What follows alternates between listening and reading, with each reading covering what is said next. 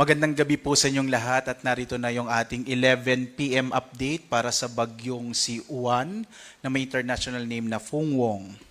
Narito po yung latest na lokasyon ng bagyong Uwan na sa 380 kilometro silangan ng Virac sa Catanduanes. Makikita nyo po sa ating latest satellite images, kita na po talaga itong mata ng bagyo. Makikita nyo po dito sa pinapakita nating mga satellite images po ng bagyong Uwan. No? At ang kanyang lakas ngayon nasa 155 kilometers per hour malapit sa gitna.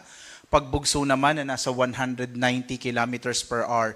Bumilis pa po itong bagyong Uwan at sa ngayon nga ay kumikilos pa kanluran, hilagang kanluran sa bilis na 35 kilometers per hour. At dahil po sa medyo bumibilis nga yung bagyo, pwedeng mas mapaaga po yung inaasahan natin na pagtama nito sa kalupaan. Makikita nyo rin na halos malaking bahagi ng bansa ay naapektuhan na po ng outer rain bands ng bagyong Uwan. Kaya po magsisimula po ngayong gabi, lalong-lalo na bukas at sa Lunes ay mararamdaman yung mga malalakas na ulan at malalakas na mga hangin na dala ng bagyong Uwan. Lalong-lalo na doon sa dadaanan po niya, particular na sa Northern and Central Luzon.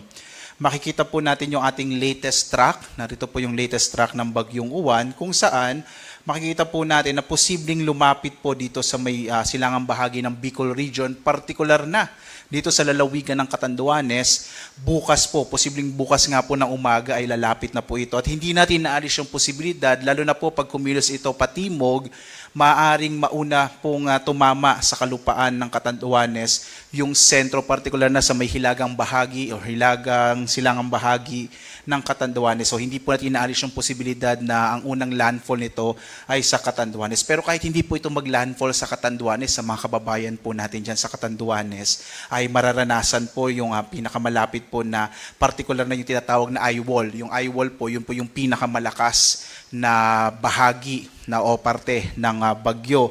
At nakikita natin, posible po na sa kanyang pagkilos ngayon, bukas po ng gabi, posible nga po bandang alas 8 ng gabi, base sa track natin or later pa po, ay maaring tumama naman sa kalupaan ng Aurora or Isabela itong sentro ng mata ng bagyo.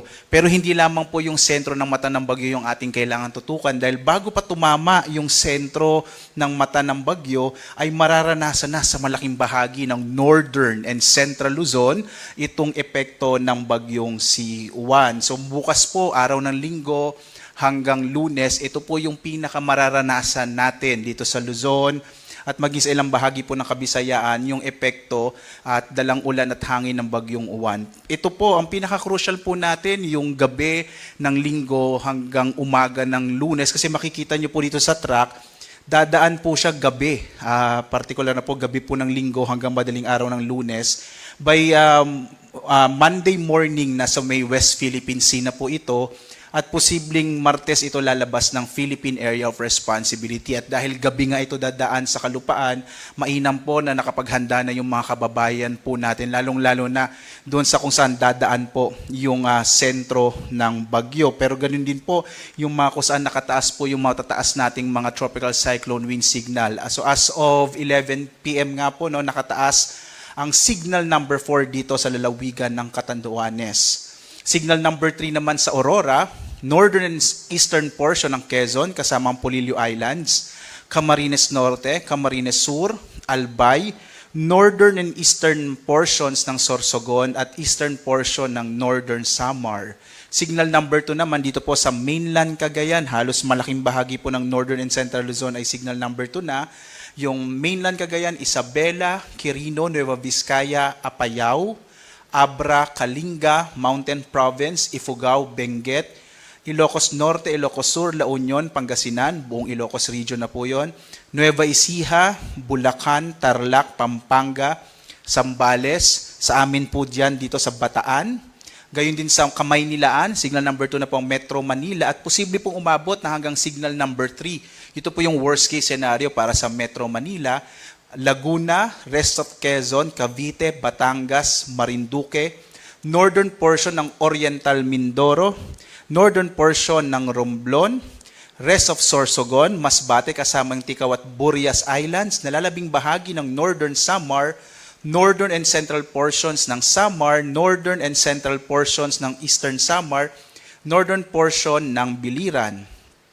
Signal number 1 naman po sa Batanes, Babuyan Islands, nalalabing bahagi ng Oriental Mindoro, Occidental Mindoro, rest of Sorsogon, Calamian Islands, Cuyo Islands, nalalabing bahagi ng Samar, ng Eastern Samar, ng Biliran, buong lalawigan ng Leyte, Southern Leyte, Bohol, northern and central portion ng Cebu kasama yung Bantayan at Camotes Islands, northern and central portions ng Negros Occidental, gayon din po yung northern portion ng Negros Oriental, Guimaras, Iloilo, Capiz, Aklan, Antique, so ito po sa Western Visayas, Dinagat Islands, Surigao del Norte, northern portion Agusan del Norte at northern portion ng Surigao del Sur sa bahagi naman ng Caraga. Gusto ko po sanang bigyang diin din na ito pong dadaanan ng bagyo which is the northern and central portion ng Luzon. Lalong-lalo na po doon sa matataas na lugar po sa Cordillera, kasama po dyan sa Benguet, particular na dyan sa Baguio City, ay posible po na mas malakas po yung maranasan na hangin dahil po usually kapag mas exposed po yung lugar, kagaya ng mga kabundukan, ay mas malakas na hangin po o hampas ng hangin ang maaring maranasan kumpara doon sa mga sheltered na lugar. Kaya po muli, paulit-ulit pong binabanggit ng Pag-asa, nawa po ngayong gabi hanggang bukas ng umaga nakapaghanda na po itong mga dadaanan ng bagyong si Juan na posible pa rin po hanggang super typhoon na maging lakas nito. Samantala, kahit po yung mga lugar na walang nakataas sa tropical cyclone wind signal, maaari pa rin makaranas ng mga pagbugso ng hangin dulot po nung outer rain bands ng bagyong si Juan. Ngayon po hanggang bukas, maaari yung Palawan, Visayas at Mindanao. Pagdating po ng araw ng Lunes, malaking bahagi ng Luzon at Visayas, kahit po walang nakataas na tropical cyclone wind signal, ay maaring makaranas ng mga pagbugso ng hangin dulot ng bagyong Juan. Narito naman po yung mga lugar na makakaranas ng malalakas na mga pag-ulan. Makikita po natin ngayong gabi hanggang bukas, malaking bahagi na po ng Bicol region ay makararanas ng greater than 200 mm of rain. So itong mga lugar po nito actually po, lalong-lalo na yung kung saan makikita po yung orange at red, ito yung mga lugar na more than 100 mm ng mga pag-ulan. Ang ibig sabihin po nun, kung kayo po ay nakatira sa mga bahaing lugar, ay maaari pong makaranas ng mga pagbaha, mga flash floods. At kung kayo naman po ay mga nasa gilid ng bundok, ay maaari magdulot naman ng mga flash floods, yung mga malalakas po nating mga pag-ulan.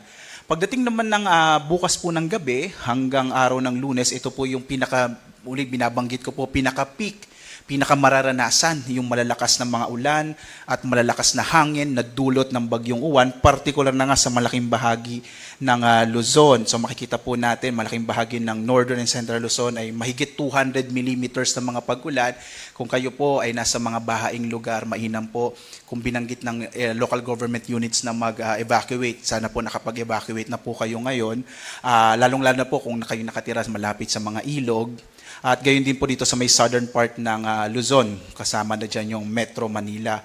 Pagdating ng araw ng Lunes ng gabi hanggang Martes, makararanas pa rin ng malalakas na mga pag-ulan ang malaking bahagi ng Ilocos Region, maging ang Benguet at ang Zambales, bago po tuluyang ang lumabas ng Philippine Area of Responsibility ang bagyong Juan araw po ng Martes. Samantala, mainam po na dapat yung mga kababayan natin na nakatira naman sa mga baybay dagat, mga coastal areas po, ay umiwas na po, lalong-lalo na dito sa mga lugar, sa mga lalawigan, kung saan unang tatama yung sentro ng bagyo, yung malapit po dito sa may Cagayan, Isabela, Aurora, sa Quezon kasama yung Polillo Islands, Camarines Norte, Camarines Sur, Catanduanes, Albay, Sorsogon, Pangasinan. Ito po yung mga lugar kung saan posibleng magkaroon ng mga daluyong. Ito yung mas mataas kaysa normal na mga pag-alon ng karagatan sa baybay dagat dulot ng mga bagyo. So malalaking alon po ito sa may baybay dagat na maaring umabot ng mahigit 3 metro.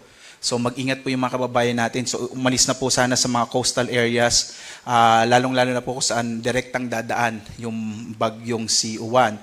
Makararanas din hanggang 3 metro ang ilang bahagi pa ng Cagayan, La Union, Pangasinan, Quezon, Camarines Sur at Northern Samar, habang 1 hanggang 2 metro naman ang taas ng daluyong sa Batanes, Cagayan, Ilocos Norte, Ilocos Sur, Pangasinan, Zambales, sa Bataan, Pampanga, Bulacan, Metro Manila, partikular na po dyan sa may Manila Bay, maaari po magkaroon ng mga paghampas ng alon, sa Cavite, Batangas, Eastern Samar, Dinagat Islands at Surigao del Norte. Ngayon po may nakataas namang gale warning halos sa malaking bahagi po ng Luzon, sa Batanes, Cagayan, Isabela, Aurora, Quezon, Camarines Norte, Camarines Sur, Catanduanes, Albay, Sorsogon sa Ilocos Region, sa Ilocos Norte, Ilocos Sur, La Union, Pangasinan, Zambales, maging dito sa Marinduque, Masbate, Romblon, Northern Coast of Cebu, kasama yung Bantayan at Camotes Islands, Biliran, Leyte, Southern Leyte, Samar, Surigao del Sur, Northern Samar, Eastern Samar, Dinagat Islands, Surigao del Norte kasama yung Siargao at Bocas Grande Island. Sa mga lugar po, no, itong may nakapula po, no, ito yung mga lugar kung saan inaasahan nga natin na magkakaroon ng malalaking pag-alon po ng karagatan. Kaya delikado na po maglayag yung mga sasakyang pandagat, lalong-lalo na yung mga maliliit na mga bangka sa mga lugar po na ito. Kaya iwasan na pong pumalaot ng mga kababayan natin. At magsisimula na po tayong magkaroon ng 3-hourly update. Yung susunod na update po natin dito sa Bagyong Uwan ay bukas or mamaya ng 2:00 ng madaling araw. Dahil inaasahan nga natin na posible pong bukas ng gabi ay maaring maglandfall na po yung sentro ng mata ng bagyo. Muli po, nais pong bigyang diin ng pag-asa na sa mga sandaling ito, sana po ay nakapaghanda na po kayo. Dahil po bukas, araw ng linggo, mararanasan na yung malalakas na hangin at malalakas na ulan na maaaring magdulot ng mga pagbaha, flash floods, mga landslides, lalong-lalo na doon sa dadaanan ng Bagyong Uwan.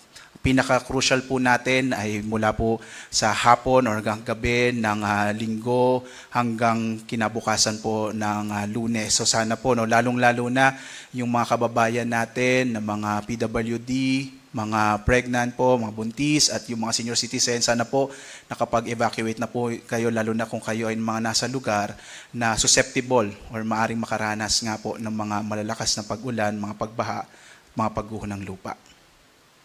At live po na nagbibigay update mula dito sa Pag-asa Weather Forecasting Center. Ako si Obet Badrina. Maghanda po tayo lagi para sa sangligtas na Pilipinas. Maraming salamat po. Magkita-kita tayo mamayang 2 a.m. update.